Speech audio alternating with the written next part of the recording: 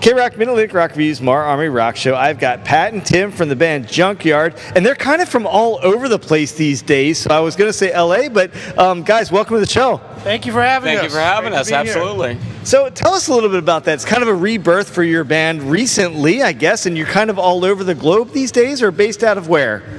Well, actually, we're based in LA. Yeah, we have parts of LA. David the singer lives in Santa Barbara-ish.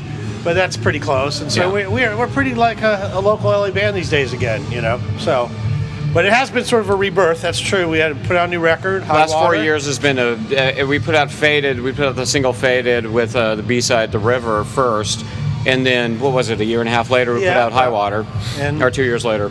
And we just seem to keep it going, as they say. Keep it going. So after a couple reunion things and things like that, you landed on the Monsters of Rock cruise. I got to ask you about the cruise because you're fresh off it. Tell us about the experience. I'm still hungover. Jesus Christ. I didn't realize how late the nights would be. Yeah, it's 24-hour booze. I mean, it's like Las Vegas on a boat, and oh my God. It was interesting. I mean, we were newbies, and I think it was a logistical reason why we hadn't gone before, but I'm glad we waited because I think we were able to bring a little something more to the table with a new record and and all that other stuff. And we had a lot of fun. We made some good friends. I think we made some fans, and we got to give us a chance to hang out with guys and bands that we see occasionally, but we were able to hang out with them more. So the guys in Rhino Bucket and the Choir Boys are good friends of ours, and Dangerous Toys, Dangerous Toys, the Pussycat guys. So that part's kind of nice, and then occasionally you meet other guys too, but it was interesting. But, you're also on a boat. Yeah. You're stuck on a boat. So looking back, man. Yeah, so 26 years between records. Give us that journey. What was it that brought it back? Wow. That's a good question. I think there was initially, someone reached out to us initially about making a record, and that deal fell through, but we had begun the process of writing. And I think that he didn't... That kind of kicked it in. That kind of kicked it in. We've been talking about... I think we were on a tour of Spain, and we saw that we were kind of reaching our limit without rebooting the system a little bit bigger. We have to do a full album. We have to really commit and get in there. And full albums are a lot of work, no matter what anybody says. And we also knew, despite all the kind of releases and EPs and bootlegs and all this other stuff of ours that have come out in the intervening years, the first two albums are pretty high bar, and we had to do something really we thought would stand up. And so we spent a long time writing, a long time, 3 years I think writing. Yeah, 3 years. Yeah, and so that was really the main process, was writing. So when I listen to the new record, I hear Faded and Cut from the Same Cloth. Mm-hmm. Are they autobiographical? They almost feel like they have to be. And tell us more about those tunes. Yeah, Faded is David's teenage years in the song. That's what he was. Teenage years growing up in Austin. Those are all real people, real places, real things he did. Cut from the Same Cloth is Cut from the Same Cloth is really just about how it's very hard to escape your bloodlines. That's what it's really about. And that's where we sort of jumped off, how as much as you think you can change who you are by just being, doing things or whatever, your blood, where you come from, your genetics, and all that kind of stuff, it's powerful, and sometimes for the good and sometimes for the bad. I think people are going to love listening to that, knowing it's been a heartbeat since you had a record out, and to hear those stories. Do you hear that from people, reflecting on the messages? Yeah, people really seem to identify with the lyrics of the record, because the lyric. Every song, every lyric of every song is it's. There's no bullshit in it. I mean, it's all real stuff. It's not, hey, let's go out and get drunk, blah blah blah, or whatever. I mean, it's thoughtful lyrics that happened in David's past. And I think that's why we survived, because that was never something the band really wrote about much anyway. That party lifestyle, that kind of milieu was never something the band did. Yeah. So we would never even go near that. But David's had plenty of ups and downs, and so there was plenty of coal to mine, as it were. So there was lots to talk about. About. So, in that sense, once we got going and really going, songs came relatively quickly. Yeah. Once he and I, or Brian and he and I could be in the same room, and Todd wrote 2 and stuff. So, but the essence was, David's kind of lyrical ideas, and then we would flush them out, or maybe Brian would write one part and I'd write this other part. So it was pretty collaborative. I don't think one song was written by David. Brought a couple things that he had in his pocket. Yeah. And from other bands that he was in the past. So, and some he hadn't even gotten that far. So Styrofoam Cup he had in his pocket, and he just sang it to me, and I just figured out the chords underneath the singing, because he can't play an instrument. So, and Wallet was just one sitting around too, and he just sang it to me, and I figured out what he was doing. He had to figure out what he was playing. So, which is a good way to do it. I like that. Listening to what you just said, and take you back to like 1989, the MTV days. Was it more fun then, or is it more fun now? I'd have to say it's 50-50. It was more fun then because we were younger, and we got signed by a record company. I mean, we signed our deal with the Devil, and that was our day job, and we got, they paid us a salary. We didn't make a ton of money, but back then we made enough to cover our rent and cover bills, and that was it. Was the industry what people think it was? Was it so nasty and dirty back then? Yes, absolutely. But it was also flush with cash. Yeah, it had a lot of cash back then. But now that I look back at the contracts that we signed back then, and it's like, oh my God, geez, what did we think? What were we doing? Yeah, you still live by. Yep.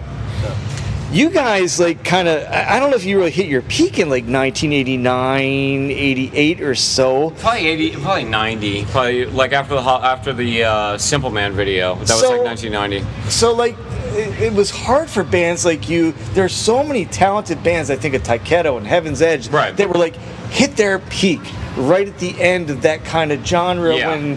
Talk about that a little bit. How hard was that? It was rough, because I think, honestly, if the record would have came out a year earlier, everything would have been fine. We would have maybe sold 1 million or whatever, but we just came out at the same time that so many other bands came out, but it was also the end of that era. And then when 6-7-9 came out in 91, that was definitely the end of it. I mean, in 91, 6-7-9 came out. We had a lot of radio airplay with it all the time in the world, like a lot. I mean, MTV played it a lot. We had 160 stations in the U.S. playing it. We went on tour. We went to England. Great time. And then while we were in England, we found out we'd get to go open up for Lynyrd Skynyrd. So we were like, oh my God, it's a great opportunity. I think during that tour, we ended up pushing about 120 sales of 6-7-9. Oh, no. Nothing at all. We got off the road, they're like, immediately go in and start recording for the third record, and that's when Tim came in. Well, Tim's always been there anyways. But that was kind of we saw we milked it for a couple more years for money reasons, but that was it. I mean, it was 91 that came out. I was like, great. Yeah. So tell us a little bit about Sleazy Slimy Sunday. It's attached kind of to M3 or that same weekend. Tell us a little bit about that. Oh, we're happy to do it. I mean, Brad's a great guy. We've known him for a while. He came and saw us play in Las Vegas. About 2 months ago. Yeah. And we were talking in the parking lot, as we tend to do. So I'll talk to people in the parking lot. And he was talking to me, and I was just picking his brain. He's like, I don't think I'm doing it this year because... I think they're doing a Sunday. And I said, oh, too bad. It'll be fun. He's like, well, maybe next year we talk. And then he just sent me a message like, I'm going to do it. I said, all right. And we talked for a few minutes, and we had a deal. And he says, he says, I want you guys to headline. And that's a big deal for us to be able to headline over those kind of, bands like, that we considered, successful bands as well. So we're very excited about that. And we're going to play New York and Philly on that weekend as well. And, we had a really good time playing M3. We were guarded about that kind of stuff. We're always a little reticent because we tend to be a little reticent anyway. We don't jump into things easily. We think. Why the fear of those kind of, not fear, the guarded. It's just we want to do what we want to do. And we want to do things that we would want our fans to want us to do as well. And it's a balancing act because some of our fans are, pretty nutty and go really deep, and that's great. And And then some of our fans are like, I like All the Time in the World, and I would never seen, those people would never get to see us unless we do things like M3. Yeah. So it opened our eyes a lot too. Like, we just get in front of a bunch of people. That's the goal. Maybe we get in front of, we do our thing, and some people respond, some people don't. We find that most people tend to respond. And but we're always looking at things like, is this the right move for us now? All the time. We're pretty, I guess, analytical about all these decisions. Yeah, we really Sleazy Slimy wasn't a question because we knew we weren't getting invited to M3, which was kind of a disappointment because we thought we made some noise there. And we were kind of, on the record, off the record, we were told that we were going to come back. And then once we found out that we weren't going to be able to come back, it was like, oh, wow, okay, thanks. And then Brad slipped in and was like, okay, this is perfect.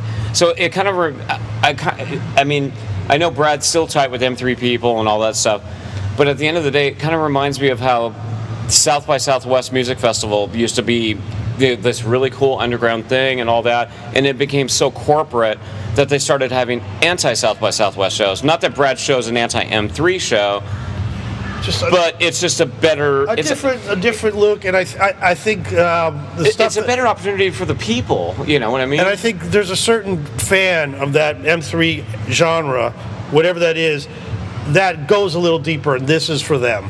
Yeah. And they look at the M3 lineup and go like, it's like, okay, yeah, I'll go because it's more about the hang, but the bands aren't quite, what they want. So. The casual fan might not know what anyone on that bill, but like the people who have really followed that era and our genre and all that stuff, they know those bands. So to them, it's like, wow, that's a really rare bill. Brad was smart enough to figure that out. Yeah, Brad got a good lineup. He got a good and a deep lineup. So, So we're excited. Of course, and you guys are on it. So, Pat, I'm sitting here interviewing you, and I'm distracted by your shirt because there's so many things on it. And I got to ask you, so is there anything on there that's more for those listening on radio, he's festooned. He's got a Ringo patch on and a DW drums and everything. So is there any patch that's more special than the others on that shirt that I'm looking at? Yeah, Tell me about it. Well, the back patch, it's original. It goes back. It's that. Yeah, that's good on radio. It's I guess my back patches. Me and David have basically the original back patches going back to '87. So this thing has been through the ringer. Turned in my wife's purse at one point, and then I took it back, and then all the other stuff has just been stuff laying around over the years. And I'm like, all right, I got to put a vest together because my original vest just moths ate it, and it just went to shit. People give us stuff. Yeah, like people come in and give you a cool patch or. Whatever you. Well, that's how I got my Clash patch. I mean, a fan gave it to me. It's like, oh, I hear you like the Clash. I'm like, yeah. And they handed it to me. I'm like, oh God. I immediately go to the hotel and iron it on. Yeah, it's they're organized but pretty random at the same time. Yeah, true. Well, I appreciate you guys being here with us, man. New music out from you guys. Junkyard, go check them out. High Water, available. High Water available worldwide. We bought it. Sleazy Slimy Sunday. I don't have the date handy. May 6th. May 6th. Yes. Weekend Sunday of M3. Yep. And follow them right down the road from there. And other shows as well. I see you guys have other shows. Yeah. Play around a bit. Yep. Guys, thanks a lot for being here. Appreciate it. Well, thank you so much. Appreciate it.